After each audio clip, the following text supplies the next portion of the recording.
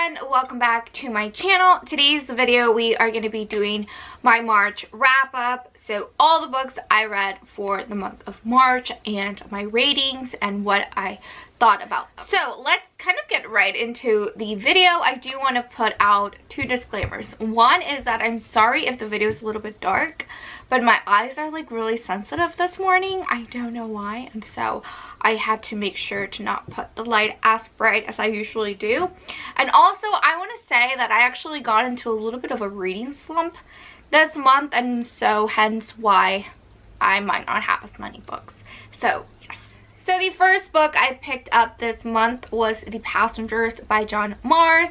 Last month I read The One and absolutely loved that book, so I was really excited about The Passengers.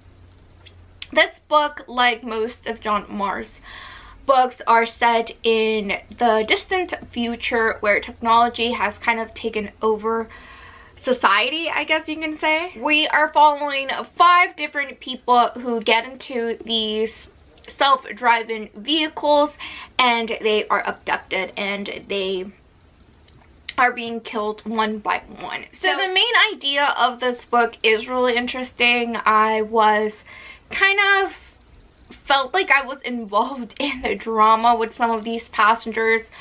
Overall, it was a good story. It's something that I will look back on it and, you know, a story that's going to stick with me. Probably not, hence why it's a 3 out of a 5. So it was a good read, but it wasn't like the best thing I've ever read. So that is that. The next book is The Minders, again by John Mars. This was a book trope pick for Gabby Reed's book club, and this is sort of the reason why I ended up reading The One and The Passengers, because I didn't want those 2 books to get spoiled by me reading The Minders. And yes, The Minders does spoil both The One and The Passengers, so if you're really interested in reading those books, do not read them after this one, or don't read The Minders first. Okay, so this book, again, set in the distant future where the history, the secrets of the government need to be protected. Apparently there's like this hacking thing that is putting a lot of countries at risk to getting information out there that shouldn't be out there. So the government decides to pick 5 humans and put like a sort of chip inside of their brains, and that is where they will guard the government secrets. Much like in The One and The Passengers, we are following 5 different characters. Chapters are very, very small, and you are kind of going back and forth with different characters, which always makes it really easy to read, or so I thought. For this book, I ended up giving it a 2 out of a 5. This is actually the book that ended up giving me or putting me in a reading slump. I don't know what it was about it, but I really just was not interested in any of these storylines for any of the characters. I couldn't care less what was happening to them, and so I was kind of almost forced to read it. The only reason I am giving it a 2 out of a 5 is because I do think the idea had potential. The way that it was executed was probably not the best, but the concept, again, was interesting. I just thought the characters really just lacked any individuality. It was not, the characters were not unique in any way, and I was just not really interested, and so it kind of sucks, but it is a 2 out of a 5 for me. My Buzzworthathon pick was The Last Time I Lied by Riley Sager, and I ended up giving this book a 4 out of a 5. I really loved it. It wasn't a 5 out of a 5 like Home Before Dark, because that book was just perfection, but this was, it was up there, so I gave it a 4 out of 5. So we're basically following Emma, who when she was a teenager, I think she was like 13, she went to a camp, and some of the girls who she was sharing a cabin with end up going missing, and so she is dealing with all of this aftermath of her not knowing what happened to those girls, and then fast forward 15 years later, she gets invited by the camp to come back to its reopening after all of those years, and she agrees to go back, and then weird things start happening, and at the same time she is trying to investigate what happened to those girls, just to kind of give her a peace of mind and a sense of closure. And I loved it. I realized that I really love camping books. The atmosphere was amazing. I love books that it's set in like cabins and the forest. It was really great. I loved the storyline. Thought our main character was great. Just everything about it was good. So 4 out of 5. The next one is The X Talk by Rachel Lynn Solomon, and this is sort of a enemies to lovers type of romance, I would say. So we're following Shay and Dominic, who work at a radio station. The radio station is not doing that well at this point, and so in order to bring some interest and some new listeners, they come up with this idea to do a radio show on two exes talking about their relationship and why they broke up, and just having that fun little interaction between two exes. But Shay and Dominic are not exes. So what ends up happening is the radio asks them to pretend that they're exes. They actually cannot stand each other. Shay, is very kind of, I feel, envious, I think, of Dominic's rise to fame, or not rise to fame, but rise to success so soon. She's been in the radio station for over 10 years, and he is basically just got there, and already he's hosting shows and all of that, and so there's this sort of a rivalry between them, and as they are faking their relationship, they end up falling in love with each other. I ended up giving this book a 3 out of 5. Why would I give it? I thought this would be probably like a 4 out of 5, but it wasn't. And I think my main issue with it was I wasn't really convinced with the relationship between Shay and Dominic.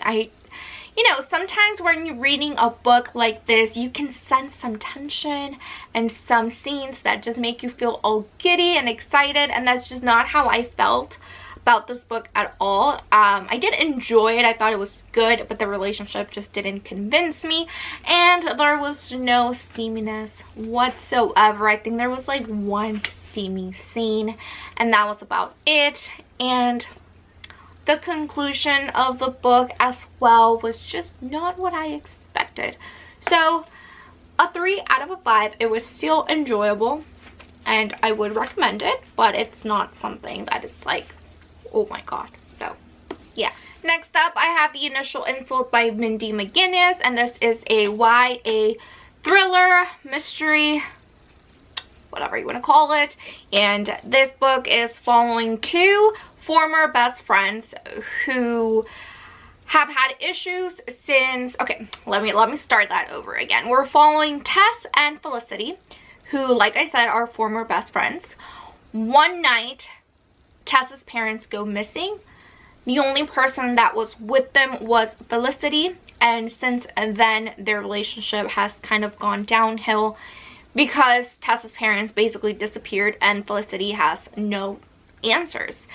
She doesn't remember that night, and she can't provide her best friend with any information about what happened. So fast forward a few years later, Tess is out to get answers, and Felicity is just kind of dealing with the aftermath of that night as well, just, you know, in her brain and stuff.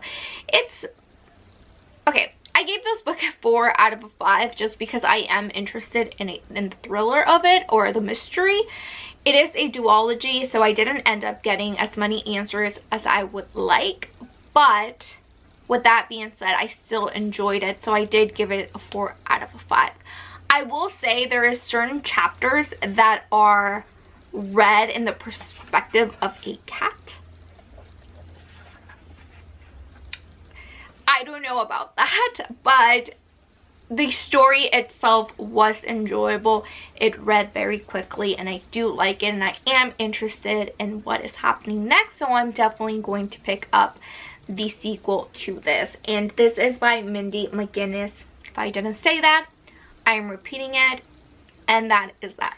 Last but not least, we have Verity by Colleen Hoover. In this book, we are following Loan, who is a struggling writer. She gets offered kind of the opportunity of a lifetime to complete the series, a very popular series that has been written by Verity. Verity has been in a really terrible car accident, and she cannot finish the series of the books, or the rest of the books.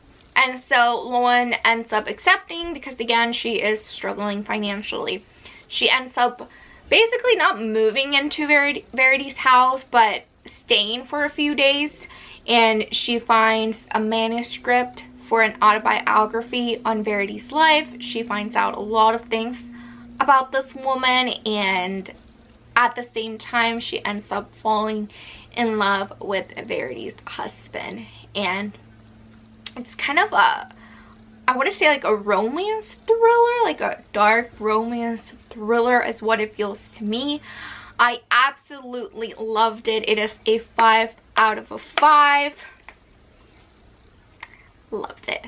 The last few pages, I want to say, if anybody has read this book, page 297 to page 310 were not my favorite, but that is not going to change my rating because I still freaking loved it. So 5 out of 5. It was amazing. One of my favorite books of all time. Yes, I said it. I loved it. Alright, you guys, so that is it for today's video. My next video will be my April TBR, which I'm really excited to film. So watch out for that. And thank you guys so much for watching, and I'll see you guys later. Bye. We could leave the Christmas lights up till January.